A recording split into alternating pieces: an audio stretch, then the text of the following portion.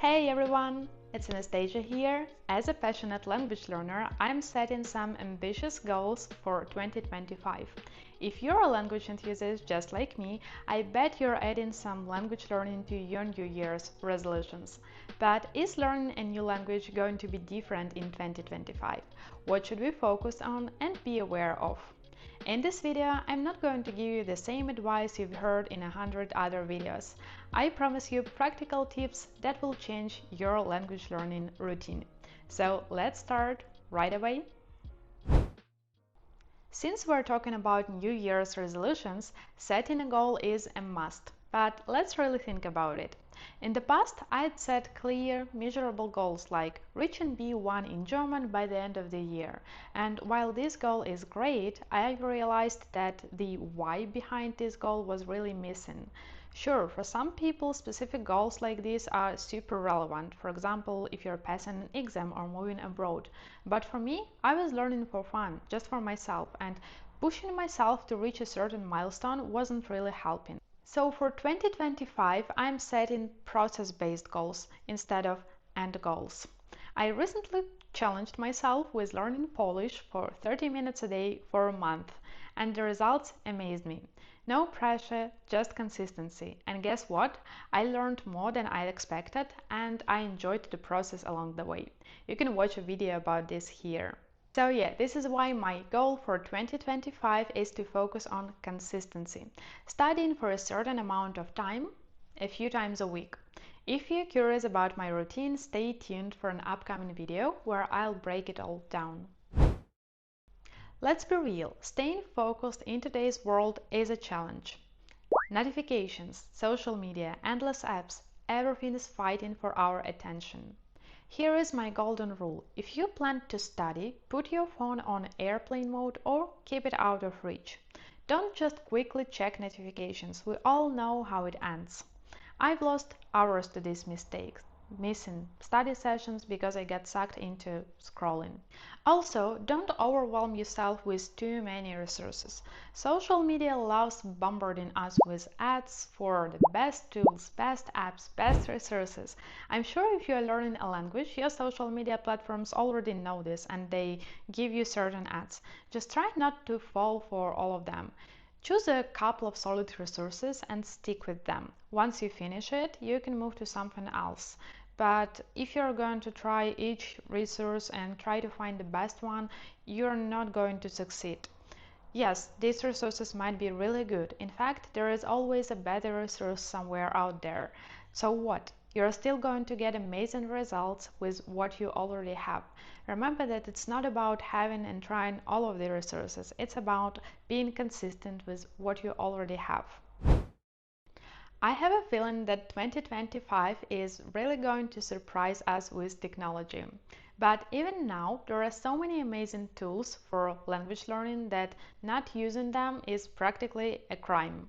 There are a lot of things you can do, from apps to ChatGPT, text-to-speech recognition tools, or real-time grammar corrections. Again, just choose a couple of technologies that you really like, that you find useful and convenient, and use them to your advantage. For example, my favorites are ChatGPT Advanced Voice Mode. I practice speaking with it. So I give ChatGPT the materials from the study session I had, and I practice exactly what I've learned, which is amazing. Another one is Busuu app. I tried it with Polish and I loved it because it combines mini lessons and flashcards, and you can also get a feedback from native speakers. This is not sponsored. Nobody is sponsoring me, unfortunately, but I would be really happy. But yeah, again, just don't go overboard. Pick a couple of resources that work for you and use them consistently. While technology is amazing, it can feel overwhelming sometimes. That's why I try to balance my digital learning with offline methods like textbooks, reading, or journaling. Sometimes stepping away from screens and going old school with pen and paper feels refreshing. Just choose what works for you. Some people thrive on technology 24/7, and that's okay. But for me, a mix of both keeps me kind of grounded. This comes from a previous point too, but We all have different lifestyles, which means we can't learn languages in the same way. Some things might work for me and they are not going to work for you, and that's okay. So when you're watching some polyglots language learning routine, don't think that you have to do the same thing in order to learn your target language.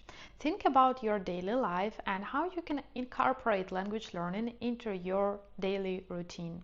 If you have to work early in the morning, then maybe studying in the morning is not going to work for you. So just sleep and go to work. Maybe you can learn while commuting or in the evening.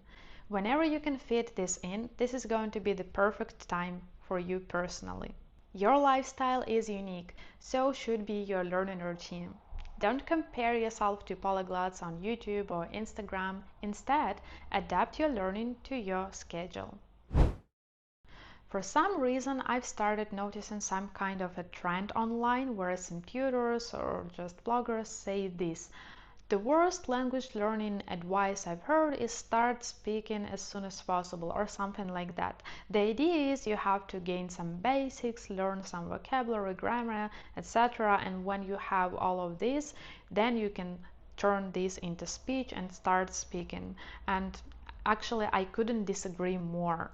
Of course, you're not going to speak perfectly at once, but that's not the idea. Speaking is a skill, a motor skill, and it should be practiced as early on as possible. Read out loud, pronounce words, create simple sentences and say them out loud. Whatever you do, just speak as early as you can.